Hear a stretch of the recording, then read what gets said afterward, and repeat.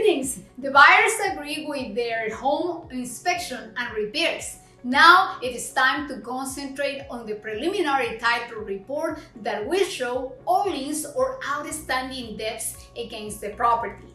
Accompany me to know all about this now. We will talk about the preliminary title report that entails all unpaid property taxes or even unpaid invoices to contractors who have completed work on the house. It also includes encumbrances associated to your home.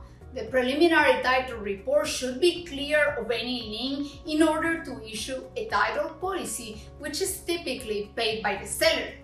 Should the buyers find that the title report is not free of judgments or defects, they have the right to cancel the transaction and the earnest money deposit will be refunded to them. Please let us know if there are any unpaid bills or even personal debts attached to the property in advance, so the title company will work more diligently to ensure the closing of the transaction. Don't forget to check our next video about the third contingency of the purchase of your home, that is the Homeowners Association package. See you soon.